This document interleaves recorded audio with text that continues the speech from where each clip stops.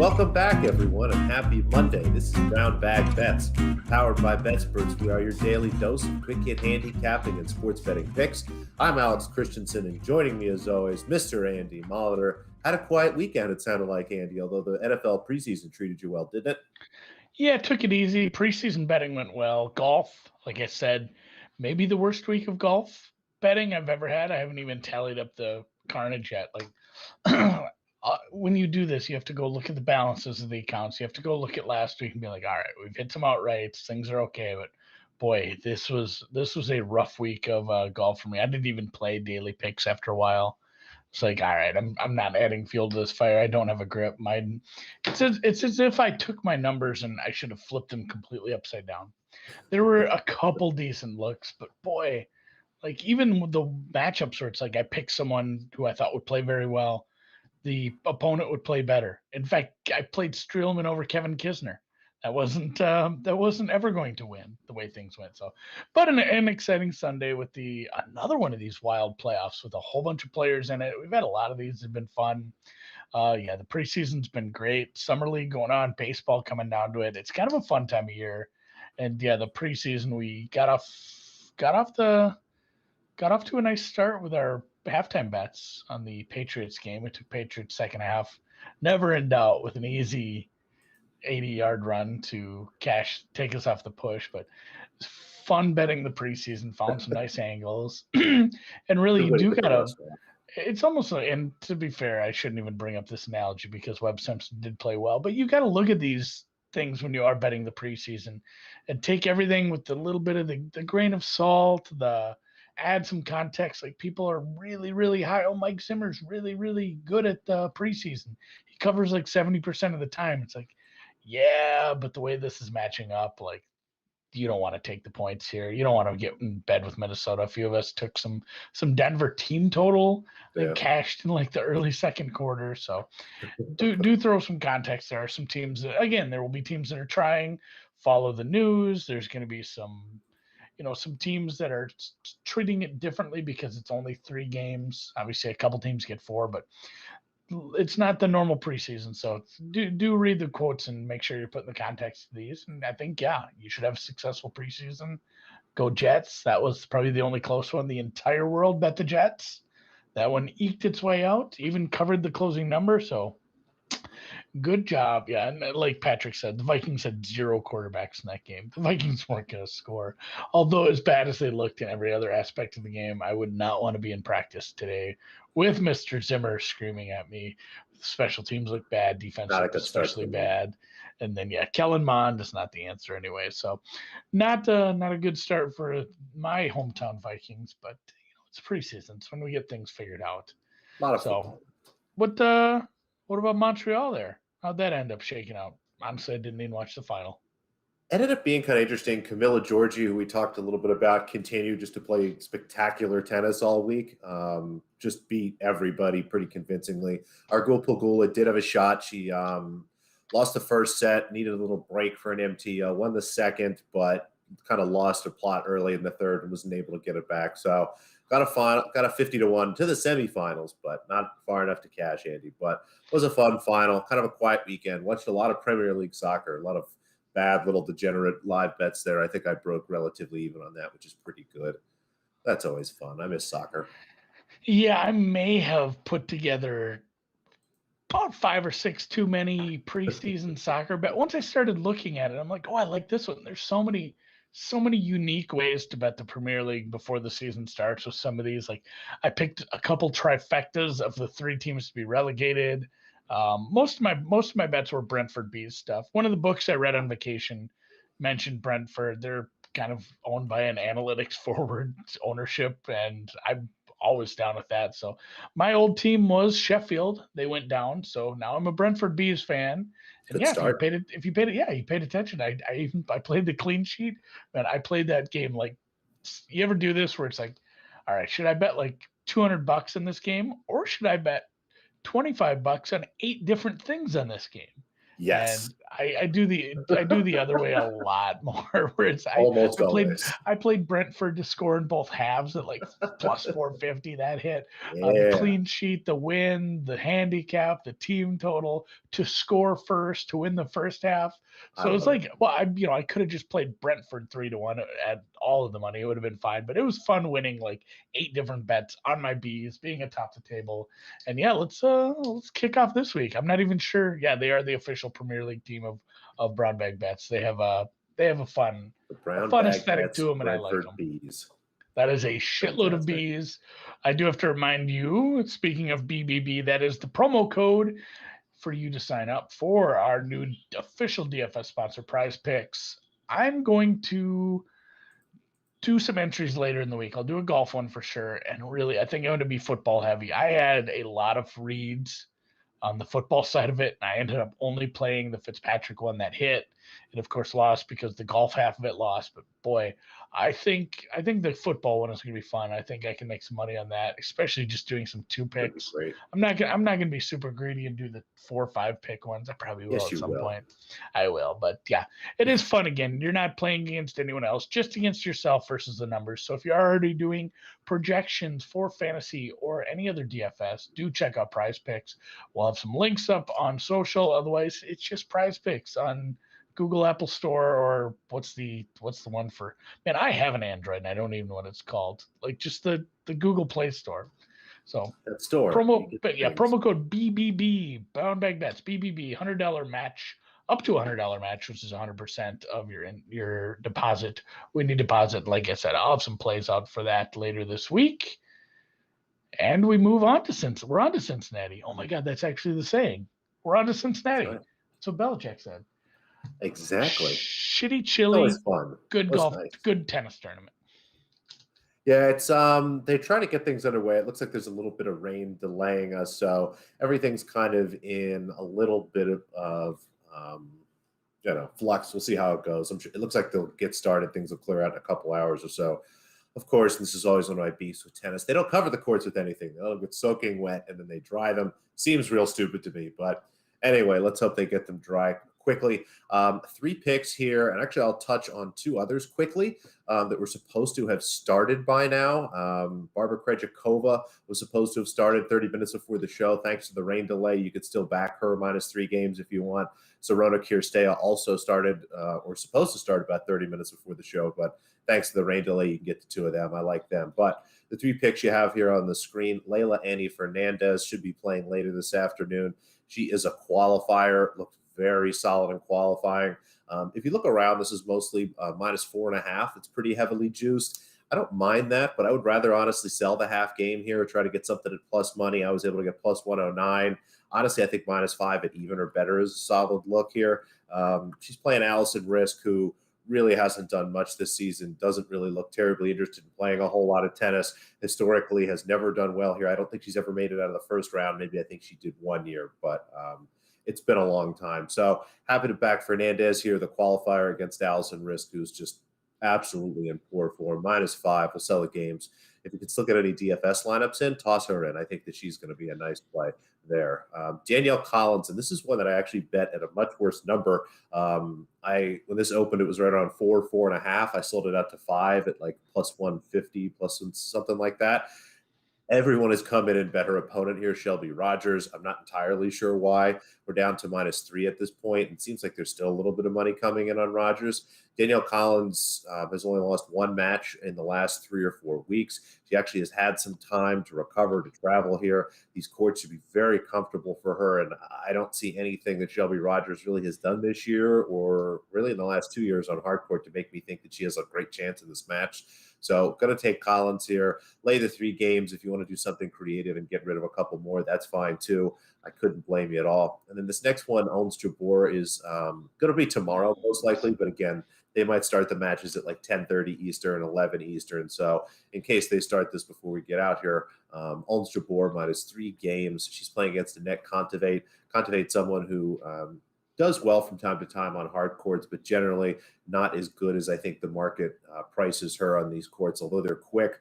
We'll we'll see how she does. I just think Jabeur is the much better player here. I make this a juicy 3.5, almost 4 games. If you look around again, you can see 2.5. I played the -3, pretty close to even. 2.5, -15, -120. That's all fine too. So a couple game spreads here. The first 2 should be this afternoon, and Jabeur will be tomorrow. Again, don't know when. Could be 10:30, as early as 10:30, 11 in the morning tomorrow. We'll see. We'll see what happens to the weather. Get a roof. Hashtag get a roof. We had some weather delays. Actually, it made for a really, again, I didn't watch a ton of the golf Sunday, but they did split start three-man groups because they were so worried about the weather. We say this every Thursday, like, are we getting a Monday finish because of all the rain? And honestly, it just never seems to happen. We always seem to get away with it. Golf really doesn't want a Monday finish, although it does happen sometimes. I want to say this exact tournament actually did a 54-hole finish about a decade ago because of Hurricane Irene. Maybe this was a different course. Well, it is a different course. Honestly, the Northern Trust is the first leg of the playoffs. The playoffs suck.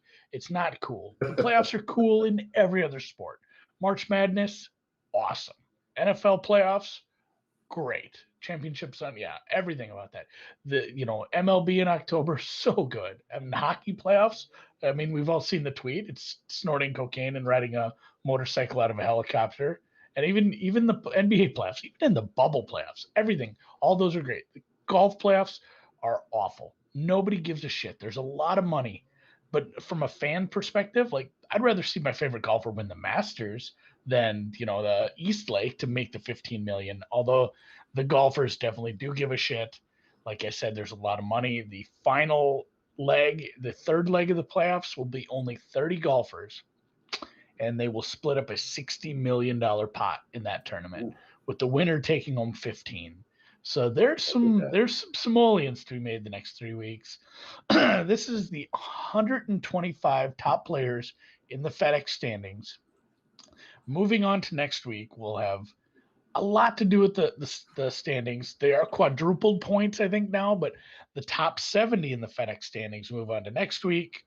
And then the top 30, obviously, the week after that. There are some who are almost so locked in.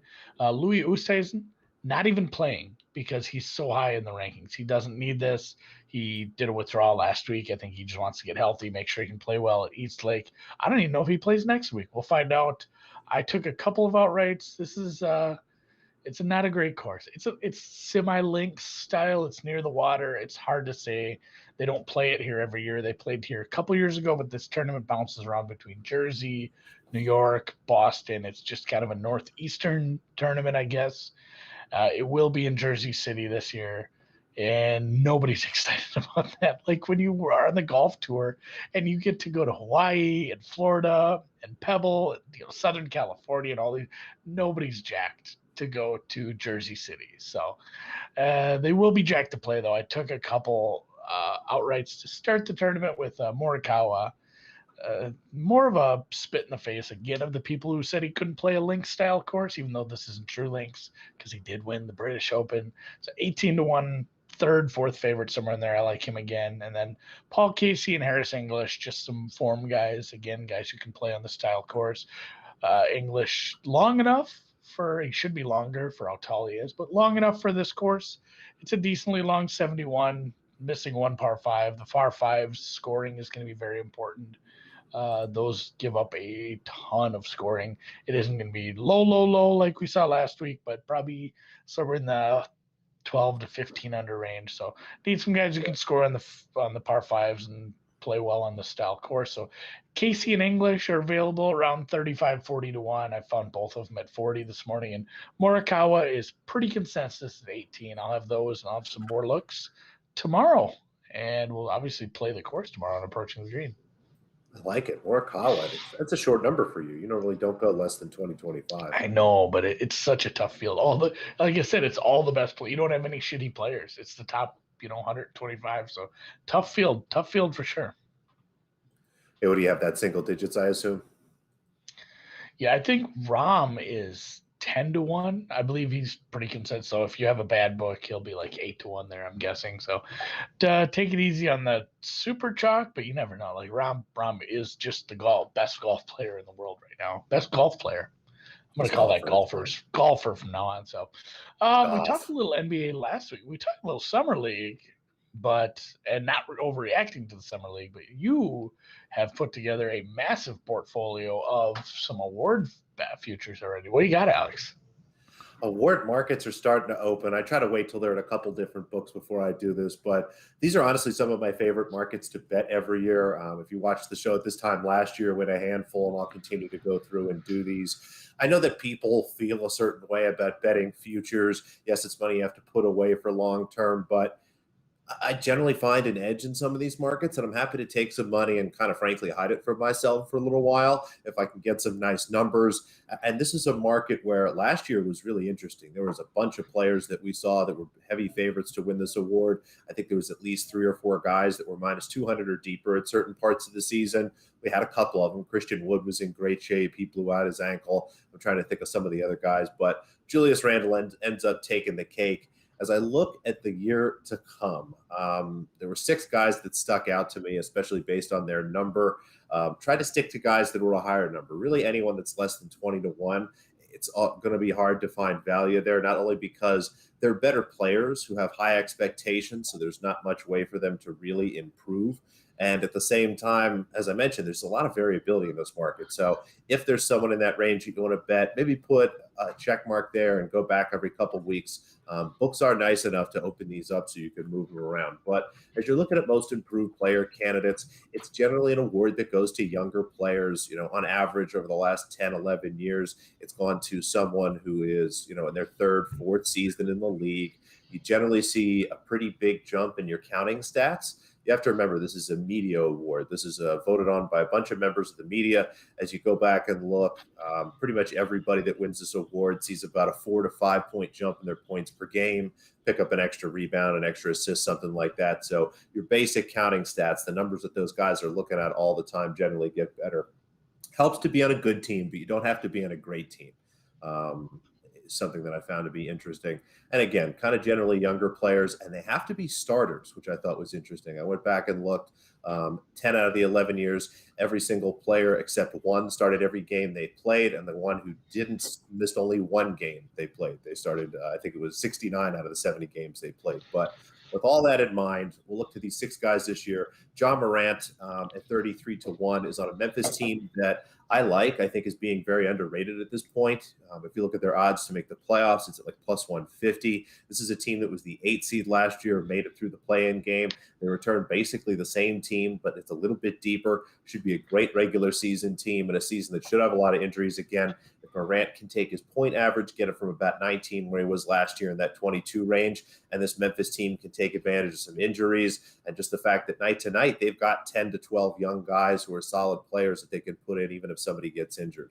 And if they can sneak into that conversation for like a 7-8 seed, he's in conversation for an all-star, even picked as an all-star, we're going to feel really good about this one.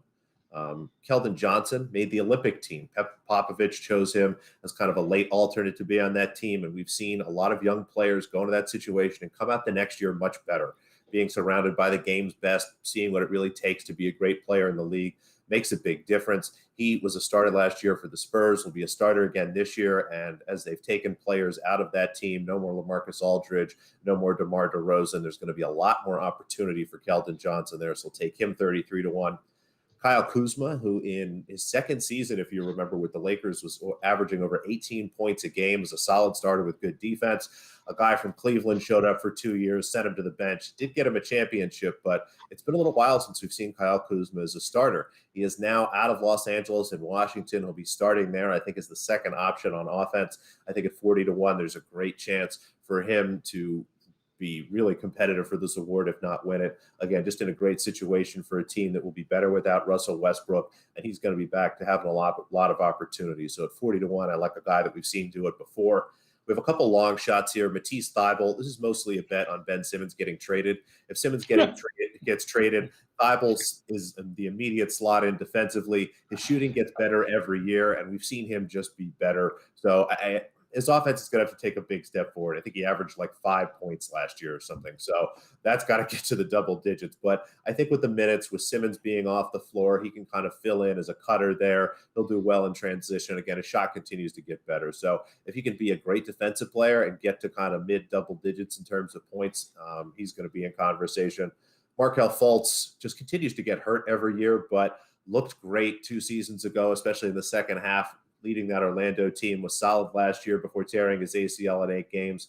And as I mentioned, when we talked about the Magic to make the playoffs at 14-1, Orlando going to be really deep, a young team that I think can surprise some teams in the East when, you kind of have everybody outside of the top 6-7 teams with a lot of question marks.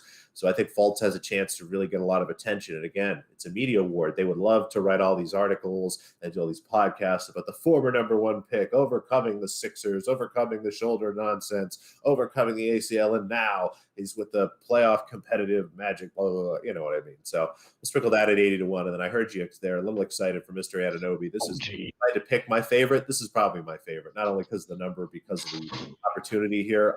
Anunoby last year went from about 10 points per game up to 15 points per game, which is generally the jump you want to see for this award. But the Raptors really had a tough season. Didn't play a single game at home. Generally, everybody was hurt, and Anunoby had some calf issues. They shelved him with about a month and a half, 2 months left in the season. So I think he's been tucked away and forgotten a little bit. With Kyle Lowry out and the break over the season, that last 2 months, he's had some time to get healthy. He's going to step into an offense where I think he has a chance to be the best scorer after Fred VanVleet. I think he's going to pick up a couple of those shots. We can get those 15 points per game up to about 18, almost 19 or so. He's a great defensive player for a team that I think is going to have a bounce back year. So a lot of good things pointing for him. So grab him at 100-1. Again, all 6 play kind of varying numbers there. Basically put enough there to win the same amount on each. But that's what we'll start this year in the NBA award categories, Andy. I like to load up on these. Yeah, hide some money from yourself. It's kind of what I've been doing in the NFL. I have more futures. This is going to say, of course I do.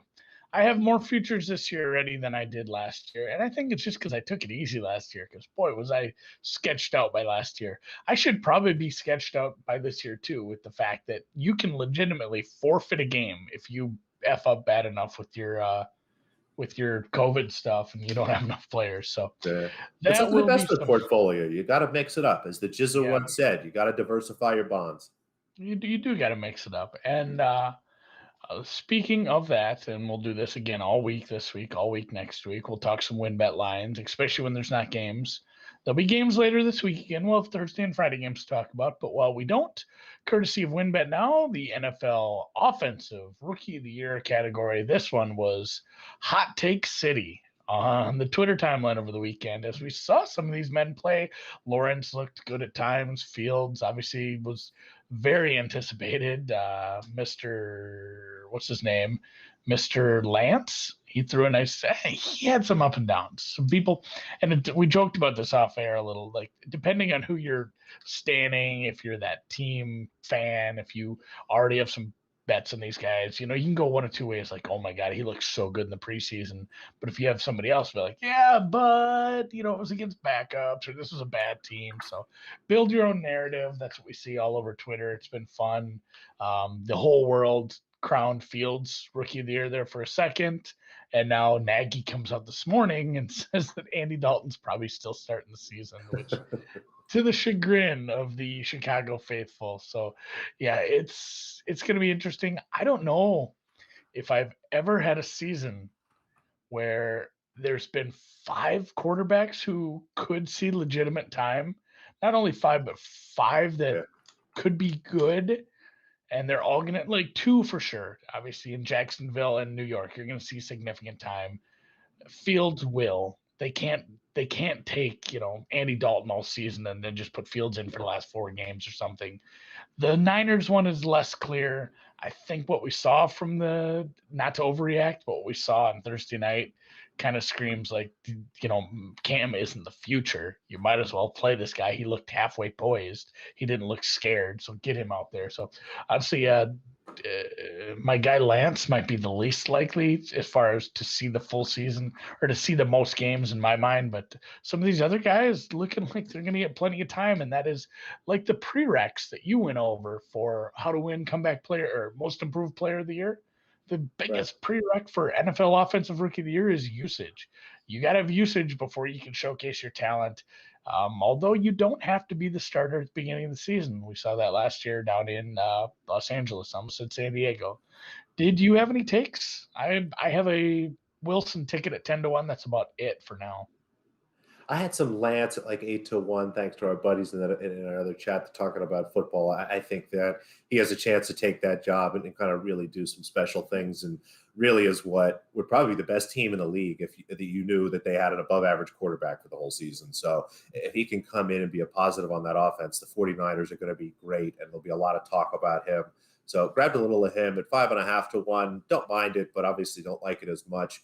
It's just such a tough award, like you said. I mean, it seems so set up for Trevor Lawrence. He's going to get the most opportunity. I think he's in one of the better situations. You know, you kind of go with him, or like you said, Wilson, maybe in New York. But it's just hard to pick any of these other guys. I think you are kind of foolish to put any money, say, on somebody like Pitts, somebody like Chase. I mean, it's been a running back, but it's almost always a quarterback. You know, you really have to have a spectacular season, I think, to get enough attention at tight end or wide receiver. So I think you go through this and you pick kind of the quarterbacks, maybe the running backs you like. I think it is interesting that I haven't heard anybody talk about Najee Harris here. It looks like he's going to be the number one guy in Pittsburgh, getting a lot of work. So if any of these quarterbacks are doing so well, you might have Najee Harris getting, 80 plus yards and a touchdown 2 out every 3 weeks. And that's going to look pretty good, I think. Yeah, I looked at it. Somebody brought him up, and it's like, man, it's going to be so hard for me to bet a running back with 5 quarterbacks out there. Just it feels like the odds of one of them hitting is so great that it's tough for me to look at Harris or Pitts or Chase or any of these with any, taking any serious, a serious chance to win it unless I had a really big number, somebody like a Trey Sermon or something. And I'm not in that boat. So yeah, that's for me. Yeah, right now it's Wilson, nothing. I'm looking to maybe add some Fields if Nagy's not lying, and we get the season to start. We get Andy Dalton out there to start the season, and if you look at some schedules, Trevor Lawrence starts his career versus a team who's projected to be the worst team in the league, the worst team in a while, the Houston Texans. Trevor Lawrence goes out there, plays really well versus a really bad team. All of a sudden he's like, plus 150, even money or something stupid. The whole world just bets on him, and Fields hasn't even seen the field yet. Then I'm willing to put some money on him. Maybe the same with Lance if I like the situation. So This is another one where I take it easy, and then I probably add some stuff. I bet this in the final week of the season one year when it was the Saquon year, just because I thought that number was off. So I'm willing to add to this whenever I need to add to this. Right now, we have just Wilson for me. Let us know, obviously, in the chat. You already are, but on Twitter or on the app, if you have any positions, if you like this, I'll probably have Matt put this up later so you guys can argue about it on Twitter, because that's what Twitter's for. Thanks to WinBet for the odds provided today. And be sure to get your $500 risk-free bet by signing up for WinBet in a legal state. And for that, we had a action-packed Monday. It was a husky show today. We like it. XL. XL. Ooh, I like that. That would be like if we had a 40-minute show, it'd be like XXL. All right, I'm making it worse. I'm making it longer. Thanks for watching. Thanks for listening. Give us a thumbs up, rate, review, subscribe, retweet, and honestly, just interact with us. That's fun too. I love you guys in the chat. Love it when you interact on Twitter, and we'll catch you tomorrow.